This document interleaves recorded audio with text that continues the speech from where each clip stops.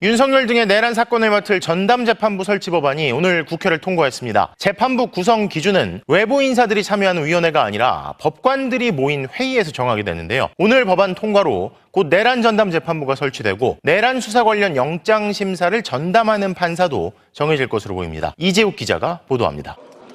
장동혁 국민의힘 대표의 필리버스터가 끝나고 내란 전담 재판부 설치법은 상정된 지 24시간 만에 국회 본회의를 통과했습니다. 12.3 윤석열 비상계엄 등에 대한 전담 재판부 설치 및 제보자 보호 등에 관한 특별법안 대안에 대한 수정안은 가결되었음을 선포합니다.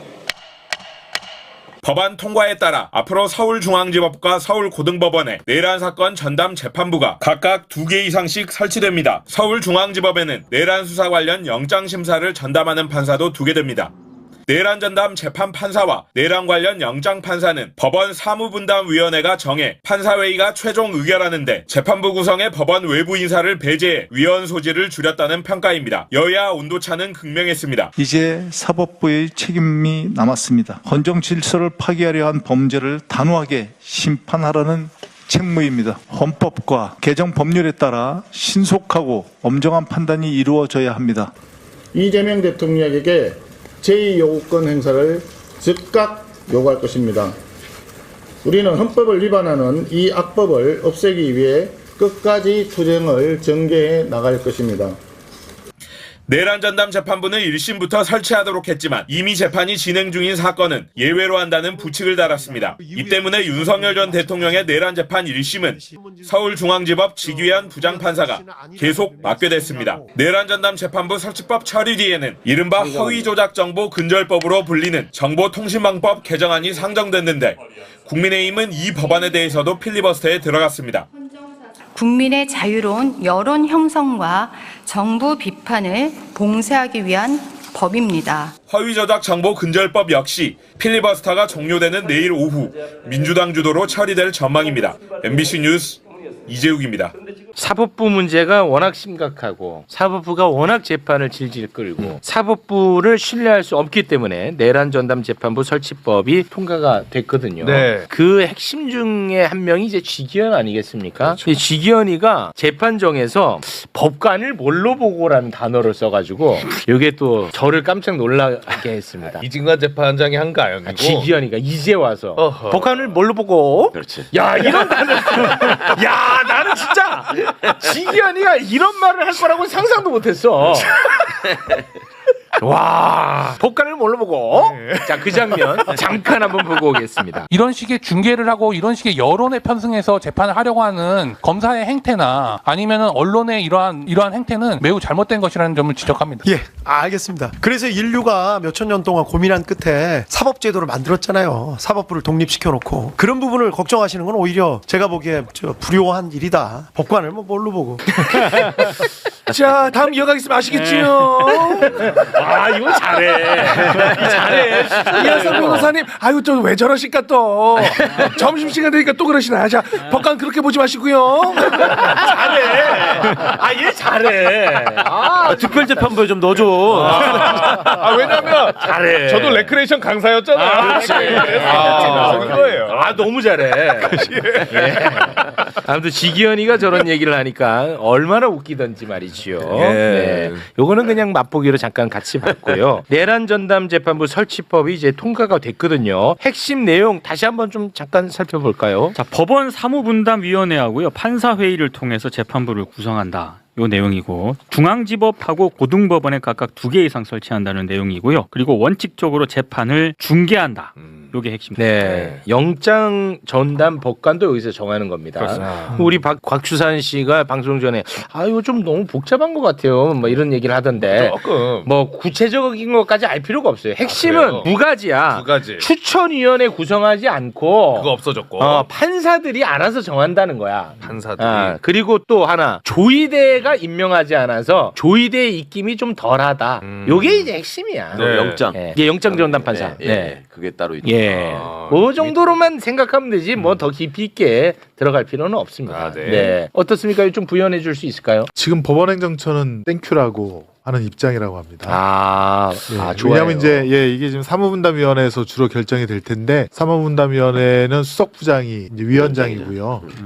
지금 서울고등수석부장이 또 예전에 법원행정처 기조실장 출신이거든요. 다 그 라인입니다. 그러니까 이제 사무분담위원회 위원장의 뜻대로 고법 수석부장이 누구죠? 홍동기인가? 홍동기 예. 22기. 예. 예. 법원행정처 기조실장을 했던 판사하고 그래서 결국에는 김대웅 서울고등법원장이나 아니면 그 위에 조희대 사법부의 영향이 분명히 미칠 수 있다. 그 의도대로 갈 수 있다라고 하는 우려가 지금 확실하게 있고요. 우려가 아니고 그래서 행정처는 지금 땡큐라고 한다고 합니다. 예. 접어라. 야.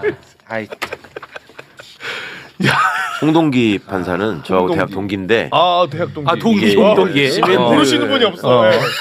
진짜 다 하죠. 동기. 시민들의 관심과 그 여론의 움직임이 굉장히 중요합니다. 홍동기는 그 여론이 만약에 여기서 이상하게 구성을 하면은 여론이 끓을 것 같다라고 생각하면 겁먹는 스타일이라서 이제 주목하셔야 됩니다. 아니 근데 의원님 예. 구성이 이상하다는 걸 저 같은 사람은 모르잖아요. 네. 그거는 어떻게 그 사전에 그럼 좀 알려주셔야지. 판사 회의에서 이미 그 저기 후보군을 만들잖아요. 그때 이미 나오잖아. 그리고 판사 회의가 법관 대표회의보다 그나마 나은 거는 사람들이 많으니까 거기서 무슨 얘기가 있었는지가 그래도 새 나올 거거든요. 그러니까 그런 걸로 캐치를 할 수밖에 없는 거지 이제. 그러면 구성된 그 이름이 나오면 그 이름만 보고 성격을 조금 유추해 볼 수 있는 거죠. 그러니까 아는 사람들은 알 수 있죠. 거기에 이제 심각한 사람들 예를 들어 정영식 같은 사람도 판사였고 옛날에 네. 김기현도 판사였고 네. 나경원도 판사였고 그렇잖아요. 장동혁도 판사였고. 네. 그러니까 그런 수준의 사람이 거기 섞여 있으면. 그 우리는 모른다는 거지. 아니 그러니까 그 내부에서 그런 얘기가 나올 수 있기 때문에. 내부에서 미리 좀 말씀드려가지고 이건 못하게 해야 된다는 얘기를 할 여지가 있다. 이 말이죠. 또 말씀 주신 것처럼 이제 재판부 구성은 판사회의에서 기본적인 기준 원칙을 좀 정하고 사무분담위원회에서 이제 일단 인적 구성을 좀 어느 정도 하고 최종 의결은 판사회에서 하는데요. 지금 사실 우리가 직위원 재판부에 이제 공분하는 지점이 최소한의 어떤 절차라든지 이런 부분들도 갖추지 못한 형사 재판을 진행하고 있다라는 지점이거든요. 네. 근데 저는 이런 상황 속에서 새롭게 구성되는 전담 재판부는 적어도 형사 재판에서 상당한 출중한 경력이 있고 또 엄중하게 진행할 수 있겠다라고 그 법관 사회에서 좀 담보가 될 수 있는 사람들을 내놓지 않으면 떠내려가는 거거든요. 국민적 분무 속에서. 그리고 누가 그 구성 판사가 누구냐라고 하는 것은 금방 알려져요. 그래요? 네, 그네들만 알 수 있는 영역이 아니거든요. 그래서 아마 우리가 계속적으로 주시하고 이런 부분들을 한다라고 하면은 정말 직위원 같은 제2의 재판부가 구성되기는 쉽지는 않을 거다. 그리고 어쨌든 조희대가 최종적인 칼자루를 쥐고 임명하는 그런 상황들은 배제했다라고 하는 부분들을 좀 봐주시면 좋을 것 같습니다. 알겠습니다. 근데 이제 이 법에 의해서 재판부가 구성이 되면 윤석열 측에서는 위헌 법률 심판 제청 신청을 분명히 할 겁니다. 이건 뭐 제 생각이 아니라 실제로 내란 전담 재판부 설치법에 대해서 윤석열 측 변호인단이 크게 반발을 했어요. 예, 그거 좀 잠깐 좀 소개해 주시겠습니까? 예, 기자들 앞에서 이제 이렇게 입장을 내놓았습니다. 내란 전담 재판부는 내란 사건을 특별히 전담해 심판하는 특별 법원에 해당한다. 헌법은 군사법원 이외의 특별법원, 즉 특별재판부를 금지하고 있기 때문에 위헌이다. 그리고 위헌 법률 심판 제청 신청을 비롯해서 입법 독재의 헌법을 파괴하는 행위를 좌시하지 않을 것이다라고 입장을 밝혔습니다. 네, 근데 이것과 관련해서 이 방송을 하는 패널들도 잘 이해를 못하고 방송을 많이 하더라고요. 그래서 뭐 간단하게 잠깐 정리를 좀 하고 가도록 하겠습니다. 내란 전담 재판부 설치법에 따라서 재판부가 배당이 되고 이제 출발하겠죠. 네, 구성이 돼서. 예. 그러면 이제 내란 항소심이 진행이 되면은 윤석열 측에서 무조건 뭐 지금 입장을 봤으니까 위헌 법률 심판 제청 신청합니다. 무조건 합니다. 그러면은 그 재판부가 이 건에 대해서 헌재에 제청을 할 건가 말 건가 결정을 내려야 돼. 항소심 재판부가. 항소심에서. 예. 그러니까 직위원회는 해당되지 않는다고. 직위원은 기존에 있던 그냥 재판부니까. 그렇습니다. 네. 그래서 항소심 재판부의 그 결단이 중요한데 어떨 거라고 보십니까? 그저께죠. 그저께 서울고등에서 고등법원에서 150여 명의 그 법관 중 120명이 모여서 이제 내란 재판부로 해서 2개를 갖다가 이제 만들기로 했고요. 그것이 이제 1월 달에 다시 이제 그 법관 전체회의를 통해서 판사회의를 통해서 결정이 될 텐데 제가 볼 때는 그 판사회의에서 과연 이 재판을 어느 무리에 맡기는 것이 낫겠느냐 그 좀 논의가 있을 것 같고 뭐 무작위 전체 랜덤은 아닐 것 같고 그래도 형사 재판부 중에서 고르지 않을까 그런 좀 생각은 듭니다. 네. 근데 그게 이제 크게는 14개 재판부고 부패 전담으로 하면 3개 4개로 압축이 되는데 거기에서 이제 결정이 된 그런 얼개에 이제 사무분담위원회에서 이제 누구를 집어넣을지 이제 그것이 이제 결정이 되는 순간 결정이 되고 아무튼 그 우리 최강욱 그 형님께서 말씀하셨듯이 굉장히 집중해서 잘 봐야 된다. 네. 그래서 이상한 사람이 쑥 들어가거나 그다음에 성향이 너무 위만 바라보고 재판하는 사람 판사가 가면 안 되겠다. 만약에 그런 사람이 가면은 이거 무조건 헌재로 보낼 거 아닙니까? 헌재로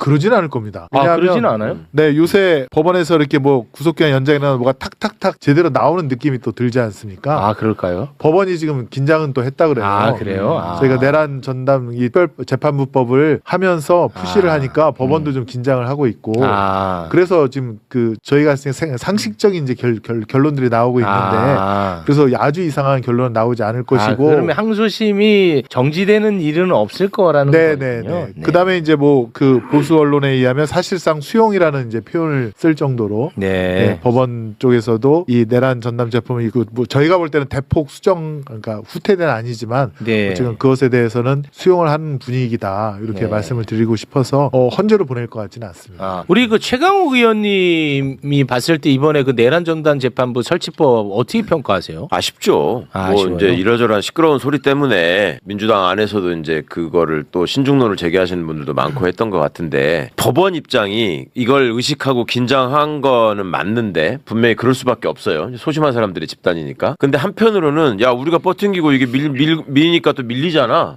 그대로 못 하잖아. 그렇지. 이런 식의 일종의 자신감을 준 건 아닌지 걱정이 되는 면이 있어요. 저도. 그거는 분명히 걱정을 해야 되고 그러니까 국민들이 감시를 해야 돼. 결국은 모든 거는 주권자들이 어떻게 생각하느냐에 따라서 판가름 나는 거예요. 근데 큰 걱정은 하지 않으셔도 될 겁니다. 그러니까 이런 과정들을 통해서 국민들의 사법 불신이 얼마나 그 심각한 것인지를 본인들도 지금 그 무시할 수가 없는 상황이거든요. 그러니까 그런 점들을 생각하면 결국 국민을 믿고 안도해야 되는 건데 이렇게 예전처럼 막 택도 없는 짓 하면서 장난치고 이런 거는 좀 쉽지 않을 것 같긴 합니다. 그 관련해서 좀 한 말씀 드리면은 일단은 특별법원 얘기를 했는데요. 이제 아무 말 대잔치고 사실은 이제 재판부를 추가적으로 전담재판부를 구성하는 거에 불과하기 때문에 전혀 맞지 않고 실제로 이제 뭐 부패전담, 노동전담 다 있거든요. 재판부다. 있는 거고 저는 물론 아쉬운 지점은 있는데 한편으로 보면 결국은 니네들이 똑바로 해야 되는 상황을 만드는 거예요. 공이 저쪽으로 넘어간 거고 어떻게 보면 더 부담스러운 상황일 수 있습니다. 지금부터. 그다음 두 번째는 이 법률이 이렇게 만들어지면 예규를 조정을 할 겁니다. 조정할 수밖에 없고요. 대법원 예규를 법률의 내용에 따라서 조정이 돼요.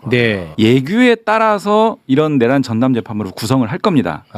스스로들이 만든 예규에 따라서 구성했는데 그네들이 이걸 위헌이야라고 하기가 쉽지 않을 거고요. 두 번째는 내부적인 총의를 모아서 구성을 했는데 그렇게 구성된 재판부가 이거 위헌이다라고 해서 헌재에 넘긴다? 이것도 또 상상하기 어려워요.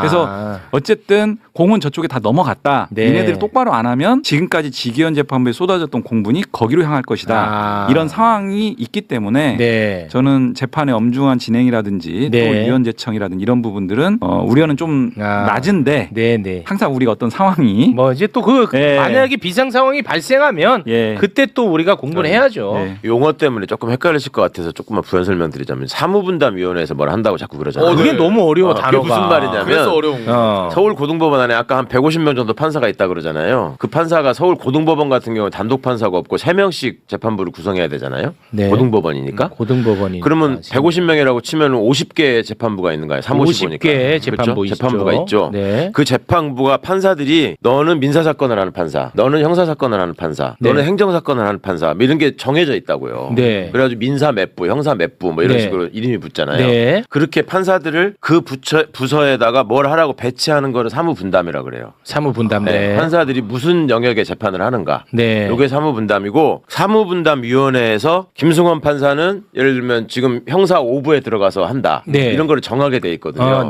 그 위원장이 수석부장이라는 얘기예요. 그러니까 그럴 때 그 형사재판부가 여러 개 있으면 형사재판부 중에서도 조세 분야, 뭐 부패 분야, 성범죄 분야 이런 걸로 이제 전담 재판부라는 게 또 있거든요. 그러니까 이 입에 전담 재판부라고 하잖아요. 그러니까 지금 형사 재판부 중에 부패를 전담하는 재판부를 서울고등법원에 만드는 거예요.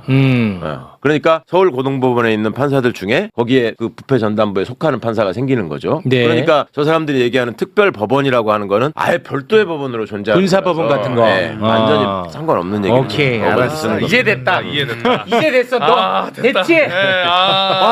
이제는 난 진짜 로스쿨 갈 수 있겠다. 드디어. 네, 됐다. 요거 맞지? 이제 깔끔하다. 오케이. 아무튼 뭐 근데 이게 제가 지난번에 나와서도 이게 성동격사 아니냐 그 말씀을 드렸는데 이게 사실은 법원행정처의 관심사는 아니고 그렇지. 조희대 대법원과 법원행정처의 관심사는 조희대의 그 제왕적 권력을 깨트리는 그런 법원행정처 폐지와 네. 사법행정위원회 신설 아니겠습니까? 그렇습니다. 네, 결국은 그거를 갖다가 지금 지키고 싶은 게 지금 이제 조희대 사법부의 최종 목표니까 네. 거기에 저희가 더 집중하고 집중해야 됩니다. 관심을 좀 가져주셨으면 합니다. 네, 고맙습니다. 오늘 이제 두 분과 이 쿠팡 얘기도 좀 길게 나눴어야 되는데 오늘은 쿠팡 얘기는 나누지 못할 것 같아요. 시간이. 예, 시간 관계상. 네. 쿠팡 전문가라고 소개했는데 예. 저도 쿠팡만 2시간 다루고 싶어요. 그렇게 준비가 되어 있고. 예, 근데 지금 상황이 지금 그렇지가 못합니다. 근데 국민들이 진짜 이번에는 화가 나긴 많이 났나 봐. 그럼요. 네. 일일 이용자 수도 많이 줄었고요. 그리고 최근 이제 2주간의 카드 결제를 봤더니 그 전 2주보다 많이 줄었어. 약 4%가 줄었더라고요. 네, 그렇죠. 예, 화가 많이 나긴 많이 났어요. 많이 났는데 한 가지만 말씀드리면 항상 이런 방식으로 국면을 모면하고 넘어갈 국리를 하고 있을 겁니다. 지금도 국리하고 있죠. 그리고 지금 증인 출석 문제, 자료 제출 문제 등등에 있어서 여전히 소극적으로 소극적이죠. 나온다는 상황이 이제 감지가 되고 있고 네. 국민의힘은 연석청문회인데 자기들이 위원장인 상임위에서 연석청문회에 참여할 위원들을 지정을 안 하고 있어요. 그 왜 그래? 그러면 이 상태에서 우리가 연석청문회를 임의로 주관 상임위인 과방위에서 착출해서 할 수 있는 거냐라고 하는 것을 검토하는데 국민의힘이 원래는 연석청문회 지금 원하지 않아요. 안 하겠다는 입장을 밝히고 있습니다. 그래요? 오히려 국정조사 하자고 하는데 국정조사 시간이 많이 걸리거든요. 그래서 사실은 대외적으로는 공분이 있으니 얘기는 하는데 실제 여야 협의를 하다 보면은 연석청문회 지금 안 하려고 해요. 그래서 우리가 니네 안 들어올 거면 우리라도 하겠다라고 해서 통보했고요. 통보한 상황에서는 아마도 들어오지 않을까 기대를 하지만 아까 말씀드린 자기네들이 상임위원장인 상임위원회에서 지금 그걸 정해주질 않고 있어요. 아니 왜 그래? 아니 이유를 알 수가 없어. 그거 왜 그런 거야? 그게 원래 그런 사람들이라고 얘기할 수밖에 없고 그러니까 언론을 통해서 국민의힘이 어떤 사안에 대해서 무슨 입장을 내는 것과 실제로 접촉을 해가지고 협상을 하면서 뭔가를 만들기 위해서 의원들끼리 얘기를 하면 완전 달라지는 거예요. 그러니까 아니 이거 뭐라도 자기들한테 이득이 있어야 될 거 아니고 이거는 없잖아요. 아니 그러니까 뭐 그건 알 수 없죠. 뭐 통일교든 쿠팡이든 뭐 지네들이 원래 보호한다고 하진 않잖아. 그렇지만 심정적으로는 그쪽 편인 사람들이 많이 있는 거지. 그리고 또 한편으로 우려되는 게 공식화되고 있진 않지만 지금 김범석을 중심으로 한 쿠팡이 외교 라인에 대한 맞아요. 로비 이 얘기들도 그러니까 어떤 있는 구석이 있으니까 저렇게들 버티고 있는 거거든요. 그래서 제가 당부 말씀드리는 것은 매불쇼가 이 사안이 항상 이게 국면하면 넘어가면 이제 사그라들고 이랬어요. 사그라들어. 잊혀지길 기다리는 거예요. 실질적인 조치가 강구되기 전까지는 매불쇼라도 계속 가겠습니다. 근데 조금 이제 저도 이제 움찔움찔하는 게 이제 쿠팡 봤더니 그 트럼프 최측근 23명을 로비스트로 데려갔더라고. 얘는 트럼프가 백이야. 와 움찔움찔합니다 제가. 제가 김범석하고 학교를 같이 다녀서 친구라는 사람을 본 적이 있거든요. 한 2주 전에. 김범석 친구요? 그러니까 미국 친구요? 미국에서 학교를 같이 다닌 사람. 네네. 한국 사람인데 그 김범석한테 이 사람도 걱정돼서 물어봤더니 너 어떻게 하려고 그러냐. 김범석이가 뭐 어떻게 할 건데 내가 미국 사람인데. 줘봐. 이런다는 거예요. 아니 그러니까 지금 김범석이가요 계속 회의를 하고 있어요. 온라인 회의를. 그런데 한국 사태에 대해서는 하나도 얘기를 안 한답니다. 언급 자체를. 언급도 안 한대. 30일, 31일도 안 나오겠다고 불출석 사유서를 냈다고 제가 들었는데요. 증인으로. 그렇죠. 참 정말. 그러니까 이 자식은 그동안에 10년 동안 한 번도 안 나가도 아무 문제가 없었기 때문에 아는 거야. 어차피 시간 지나가면 관심 없어. 지금 이거 그 하루 접속자가 떨어지고 있으면 야야야 지금 야 불편해서 다시 와 다시. 야 앞으로 재가입하면은 50% 할인권 뿌려. 그런 식으로 진짜 그런 식으로 할 겁니다. 이거 맞아요. 100%입니다. 정확해요. 맞잖아요. 네, 그런 거에 이제 넘어가면 안 될 것 같고 정부가 어쨌든 법무처 TF를 구성했고 회의도 1차 회의 킥오프를 했고 당에서도 그에 상응하는 별도의 이제 단위를 꾸려서요 당정 간의 긴밀한 협의도 하고 실질적인 조치들 하나씩 챙겨가고 있습니다. 알겠습니다. 미국에서 소송을 하는 게 되게 중요할 것 같아요. 네, 미국 소송. 네. 지금 큰일 났습니다. 지금 다음 출연자가 빨리 가셔야 되기 때문에요. 두 분간 여기서 빠르게 인사드리도록 하겠습니다. 두 분 대단히 고맙습니다. 고맙습니다. 오늘 내란전담 재판부 설치법이 국회 본회의를 통과했습니다. 찬성이 175표였고요. 반대가 2표였고요. 기권이 2표였는데 박주민 의원이 표결에 응하지 않았습니다. 그리고 최혁진 의원도 안 했습니다. 기권 2표가 박주민 의원과 최혁진 의원이었는데요. 이 두 분은 왜 기권했을까? 사실은 상당히 좀 궁금했습니다. 박주민 의원이 근데 이렇게 페이스북에 올렸네요. 내란전담 재판부법 본회의 통과, 사법 신뢰를 회복하는 준엄한 첫걸음입니다. 이렇게 말씀하셨는데 오늘 지금 이경 전 대변인이 통화를 하셨다고요? 네, 박주민 의원하고. 네, 뭐라고 하시던가요? 그러니까 내란전담 재판부에 기권한 이유는 재판부 그 원안에도 지금 내란전담 재판부 자체가 이제 복수로 해서 그러니까 무작위 배당을 한다라고 수정안이 이렇게 나왔잖아요. 아니다. 원안도 원래 2개 이상 복수로 재판부를 설치하고 무작위 배당하는 거다. 그렇게 얘기를 했고 그리고 또 본인은 그렇게 계속 얘기를 해왔다. 그리고 대법원이 보낸 의견서를 보면은 이거 사건 배당 절차법에 문제가 있다라고 얘기를 계속 했대요. 근데 이거는 위헌이 아니다. 이거는 사법 행정에 죄송합니다. 사법 행정에 속하는 문제다. 그럼 이거 법률로서 왜 못하냐? 그때 하면 될 걸. 근데 자꾸 그쪽에서 위헌 소지가 없는데 위헌이라고 주장할 소지가 있으니 이거 근데 내년 1월에 선고 끝내야 되잖아요. 그러니까 민주당에서 재판이 계속 지연되니까 빨리 서두른 건데 본인들 그러니까 법사위와 본인은 과거에서부터 이거 위헌 소지가 있으니까 빨리 해야 된다. 그러니까 위헌은 아니지만 저쪽에서 위헌 소지가 있다고 주장할 수 있으니까 빨리 해야 된다라고 하지 않았느냐. 본인은 지금까지 얘기했으니까 이거에 대해서 찬성할 수는 없었고 어차피 통과되는 아니었으니까 나는 여기에 찬성하지 않았다. 기권을 했다. 이렇게 얘기를 했습니다.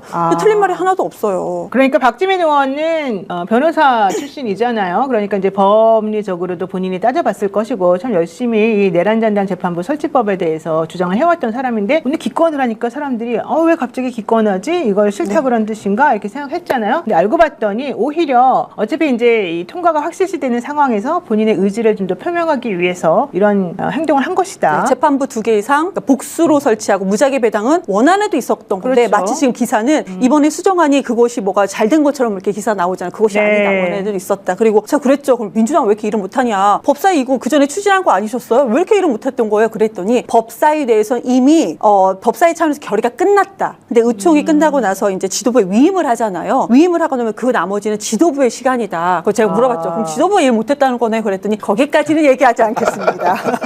네. 거기까지는 얘기하지 않겠습니다. 이렇게 얘기 나왔습니다. 저도 참겠습니다.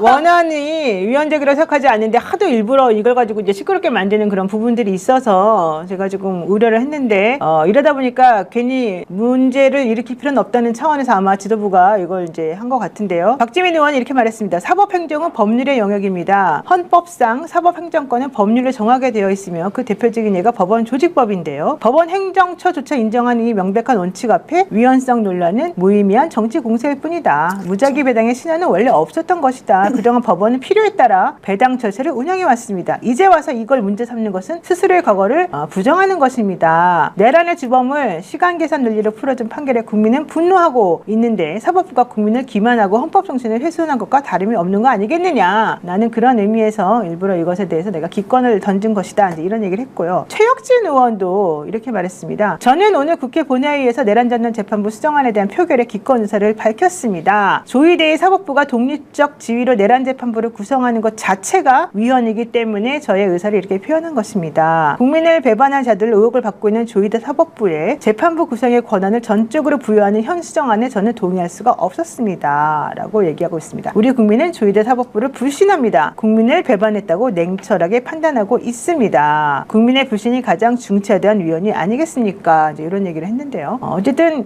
기권은 했지만 결국 그 기권을 하게 된 이유들이 현재 사법부가 옳지 않다. 실질적으로 우리가 그동안에 내세웠던 그 내용들은 맞는 것이다. 이제 이게 맞는 말인 것 같습니다. 이런 거 보면은 멋있죠? 뭐 멋있긴 한데 그 누가 멋있어요? 그러한 내용들은 제가 다 공감하는데 그래도 사실 전 개인적으로 네. 그래도 당선표 냈으면 좋겠다라는 개인적인 견해는 있습니다. 그렇죠. 부드럽게 얘기하신다. 저 얘기하면 안 될 것 아니, 같아요. 얘기하세요. 한마디 해주세요. 최혁진 의원은 저렇게 할 수 있어요. 무소속이니까. 자기 소신을 밝힐 수 있는데요. 네. 박주민 의원은 그렇게 하면 저는 좀 안 됐던 것 같아요. 네. 왜냐하면 당의 중진이기도 하고요. 그리고 지도부가 최종적으로 정무적 판단을 한 거잖아요. 그렇죠. 그걸 몰라서 그렇게 판단한 건 아닐 거거든요. 네. 근데 박주민 의원이 어차피 통과될 거니까 나는 내 의사를 분명하게 표시할 거야. 이렇게 해버리면은 다른 의원도 앞으로 그럴 수 있죠. 그렇죠. 네, 그런 면에서는 글쎄요, 당을 이제 책임질 위치에 있는 정도 의원이니까 저는 그런 의사가 있다고 하면 기자들 앞에서 그 의사를 밝히고 찬성표를 던지는 게 맞다. 오히려 국회의원이 던지는 표 한 표 한 표가 얼마나 소중한데 그렇죠. 그거를 오히려 기권을 하면서 자기 의사 표현을 저렇게 하는 거는 저는 적절하지 못했다고 생각해요. 네. 자, 어쨌든 중요한 거는 이 내란 전담 재판부 설치법이 통과됐다는 얘기인 것이고요. 그렇다면 내년 초에 윤석열 씨에 대한 2심이 진행이 될 텐데 이 내란 사건 항소심 재판부가 어떻게 진행이 될 것인가도 한번 봐야 될 것 같습니다. 실질적으로 자체 추진하려고 했던 대법원의 예규도 수정이 될 수밖에 없었을 텐데요. 지금 서울고등법원 판사회의가 전담 재판부 구성 기준을 마련을 하고 사무분담위원회가 그 기준에 따라서 사무를 분담하면서 판사회 의결이 거쳐지게 되고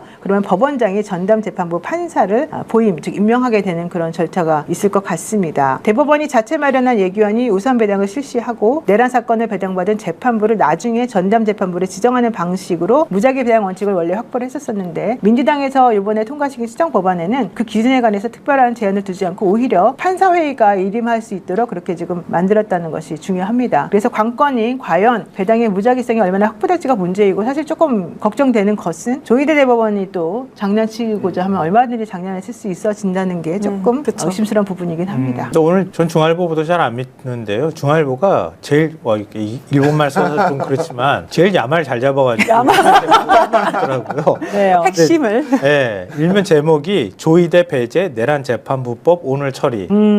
딱 그게 핵심이거든요. 네, 좀 설명 좀 해주십시오. 조희대 인사권 행사할 수 있고 조희대 대법원장이 자기가 자기 뜻이 반영될 수 있는 이런 방식으로 아무리 무작위 배당이라 할지라도 그게 투사가 되는 이런 방식으로는 동의가 안 된다는 거잖아요. 네. 그러니까 제가 국민이라도 마찬가지예요. 이미 실리를 잃었거든요. 조희대 대법원장은 사퇴해야 돼요. 그러면 조희대 대법원장이 이제 2월에 인사낼 거란 말이에요. 네. 그럼 민주당이 대법원 예규대로 이렇게 간다고 치면 조희대 대법원장이 또 장난칠 수 있다고 봐요. 그러니까. 네. 서울 고법에다가 자기가 마음에 드는 판사들 쭉 깔아놓는 거야. 그리고 직위원 1, 2, 3, 4, 5, 6까지 쭉 깔아놓고 난 다음에 무작위로 돌리는 거야. 그렇죠. 근데 그러면 확률이 18개 재판부 2개 추가해서 18개 정도 만든다 그러잖아요. 그러면 한 30% 정도 확률이면 얼마든지 뽑힐 가능성이 있거든. 그럼 무작위 배당이 아니거든요. 대법원장이 자기 인사 의도를 가지고 만약에 해버렸다고 치면 영장전담 재판부가 역시 판사가 지금 마찬가지잖아요. 네. 수원지법에 있는 판사들 쫙 끌어올려가지고 갖다 놓으니까 지금과 같은 일들이 벌어진단 말이에요. 그러니까 그거는 우리가 용납할 수도 없고 이미 신뢰를 잃은 대법관들이 여기에 영향력을 발휘할 수 있도록 하지 못하도록 하겠다고 하는 게 민주당의 의도인 거예요. 그러면 어떻게 해야 돼? 결국은 외부의 힘을 통해 가지고 사법부를 흔들면 사법부 독립을 해친다고 난리가 날 거고, 그리고 무작위 배당의 문제가 아니라 외부에서 뭔가 세부적인 어떤 기준을 만드는 방식들로 들어가게 될 경우에는 결국 위헌 심판으로 가게 될 거고, 그러면 거기에 따르는 뭐 일종의 반동이나 이런 것들이 생길 거란 말이에요. 그런 여지들을 다 없애는 방식으로 할 수 있는 고육지책은 결국 판사회의가 결정할 수 있도록 하는 것 외에는 달리 없다, 이렇게 현실적인 판단을 한 거예요. 네. 그러니까 조희대 대법원장이 자 우리 지법원장들 다 모이세요. 그런 다음에 지법원장들이 그동안의 입장 밝히는 거 봐봐요. 법원장들이 밝힌 입장 보면 조희대랑 초록은 동색이야. 그렇죠. 법원장도 관여하지 못하도록 만들어. 그래서 이럴 수 있는 방법은 결국은 판사회의를 통해서 다수의 판사 의견이 모아지도록 해서 거기서 위헌성을 제거하게 만들고, 거기서 어떻게 판사들을 무작위 배당이든 아니든 간에 선출할 수 있도록 하는지 구체적인 방법론을 논의해서 그래서 대법원 내규로 만들어져 있는 사무전담위원회에서 그걸 실제로 실행에 옮기고 세부안을 만들면 다시 판사회의에서 자 우리가 이걸 승인할 거야 말 거야 투표를 통해서 결정하게 만드는 게 최소한 조희대 대법원과 그 코드가 그 자기들의 색깔이 들어가지 않도록 하는 그 방법밖에 없다고 본 거예요.